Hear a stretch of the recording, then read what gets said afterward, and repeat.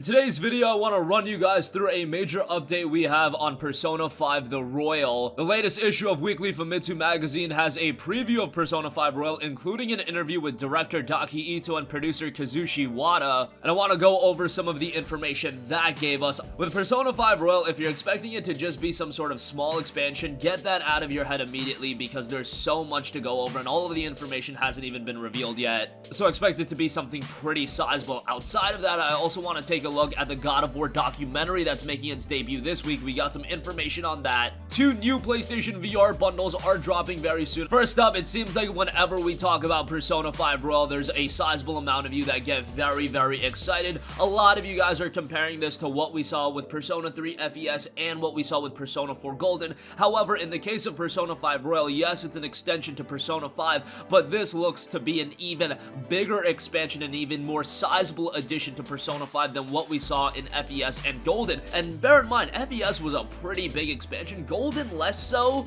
but Golden was pretty notable as well. But Persona 5 Royal looks to be on another level. So let's go over some of the tidbits from the latest issue of Weekly Famitsu magazine. Again, they've got an interview with director Daki Ito and producer Kazushi Wada. We'll leave a link with more in the description box below. But here are some notes that were made. The reason the subtitle of the game is Royal is because they wanted to express their enthusiasm to make a gorgeous title. Seems simple enough, but I wouldn't be too sure that that's all there is to the name, but that's just my speculation.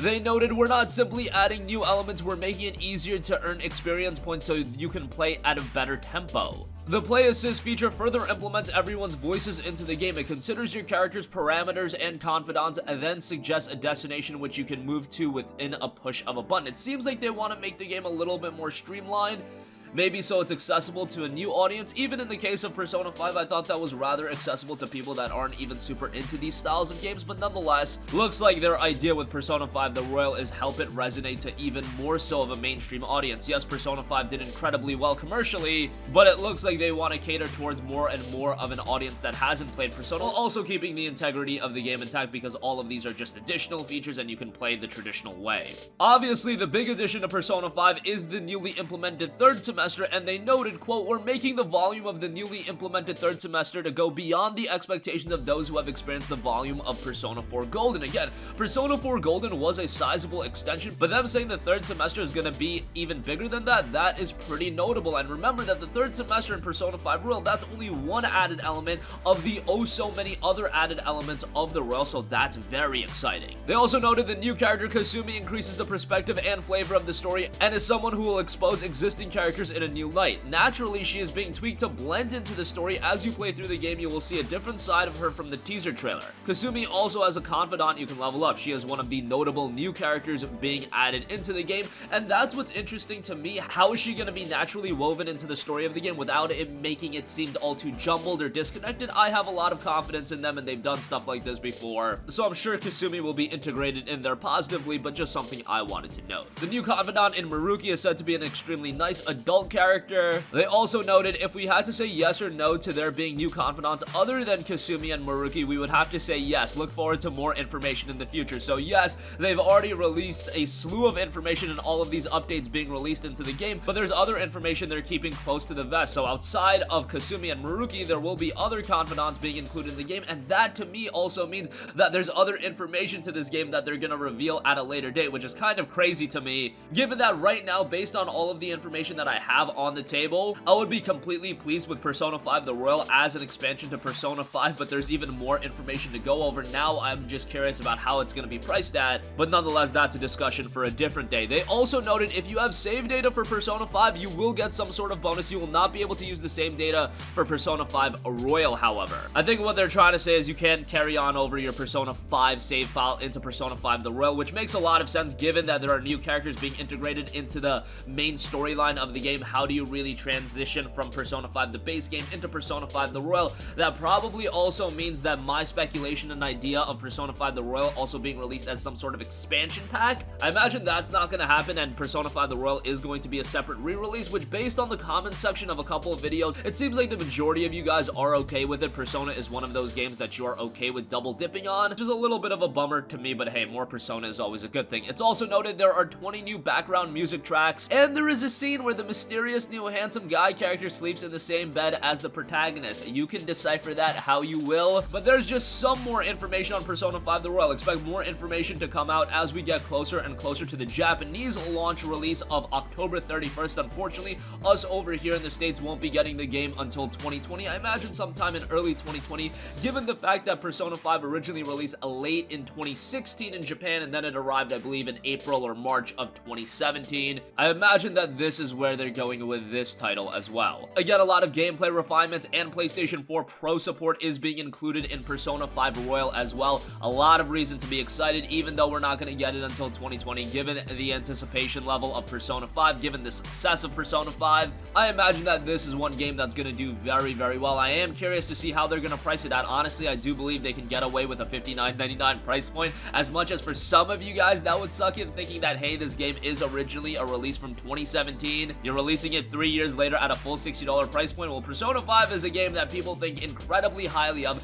Given all of the new content they're adding, Persona 5 Royal would include the base game and all of that new content. Honestly, I think best case scenario is it's a $49.99 release. I think most likely it is going to be a $59.99 release, so be prepared for that. If we hear anything about it being released as a standalone expansion, of course I'll let you guys know, but at this point I do believe that you're gonna have to buy the entire game as one item. Alright, moving on from that, God of War is debuting a documentary this week, Raising Kratos, and you'll be able to watch it Friday, May 10th at 12:01 a.m. Pacific Time, 3:01 a.m. Eastern, 8:01 a.m. BST. It'll be live on the PlayStation YouTube channel, so you can go directly on there and watch it. And they did upload an announced trailer, and they said, quote, Raising Kratos documents the 5-year Herculean effort to reinvent one of the greatest stories in gaming. God of War. Facing an unknown future, Santa Monica Studio took a massive risk, fundamentally changing their beloved franchise and re-establishing their rightful place in the video game history. More than just the making of, this cinematic journey of second chances rooted in family, sacrifice, struggle, and doubt follows game director Cory Barlog and those who chase perfection in art and storytelling. Witness the incredible defeats, the unpredictable outcomes, and the down-to-the-wire tension on full display in this true-life redemption story. Now, they don't note it here, but they often mention this act of redemption and taking a second chance. I don't know if they're pointing to the fact that God of War Ascension was a little bit of a fumble and they needed to redeem themselves from that game. I don't know if that's what they're noting from this true-life redemption story, but that was a real thing. I know that we look at God of War as this incredible franchise, but after God of War 3 and when we got God of War Ascension, man, I just didn't know where the God of War series was gonna go from there. But then we got the reveal of this new God of War game, Norse mythology, and obviously the rest is history. It's one of the best, if not the best game on the PlayStation 4, so obviously they have completely reinvented the wheel, and now God of War is looked at as one of the top franchises in all of gaming. But after Ascension, I was questioning the series a little bit. Hopefully Raising Kratos is gonna give us a little bit of an insight into the development of the game. I don't know how long of a documentary it's gonna be, but given that God of War 2018 was such a compelling experience, I am very excited to check this out. And again, it's going to be a free release come Friday, May 10th. Also want to quickly note that 2 new PlayStation VR bundles are hitting shelves later this month. You've got a PlayStation VR bundle with Blood and Truth as well as Everybody's Golf VR. And then you've got another VR bundle. I think this is the lesser of the two. This one comes with the VR headset, a camera, Trover Saves the Universe, and then Five Nights at Freddy Helps Wanted. Now, the lesser one is at a cheaper price at $300. It includes the headset, Trover Saves the Universe, Five Nights at Freddy, and then you also get the camera. As far as the other bundle, that'll give you the headset, Blood and Truth, Everybody's Golf VR. You'll get 2 Move controllers as well as the PlayStation VR camera. I think for the additional $50, that's well worth it. However, these bundles, you should really be inclined to pick them up when they go on sale. When you see the VR headset for, say, $250, you see them go on sale pretty readily, especially during that Black Friday period. It's a great buy then, and I've often mentioned how PlayStation VR's library is quickly expanding, quickly evolving, and games like Blood and Truth and Everybody's Golf VR are really adding to the depth of the library that's available right now. You've already got great games like Astrobot Rescue Mission, Resident Evil 7 is phenomenal in VR, and we do now know that this PlayStation VR headset will carry on over to the PlayStation 5, so that's incredibly exciting. We won't be forced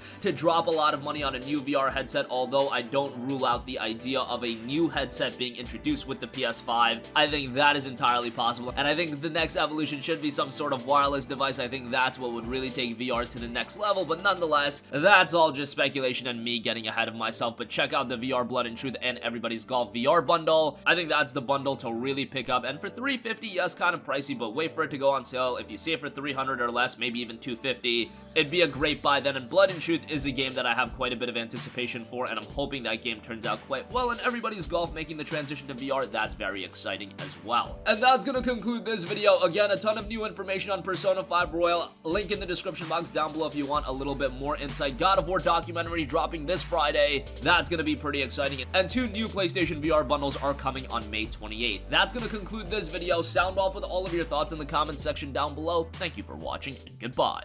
Hey guys, we hope you enjoyed the video, and if you did, make sure to hit the subscribe button, and if you're already subscribed, do us a favor and hit the bell icon. This way you'll be notified whenever we post a new video. That's the best way to keep up with all of our uploads, and we usually try to upload 2 videos a day. And with the bell icon hit, you'll be notified whenever we do upload a video. As always, thanks for watching.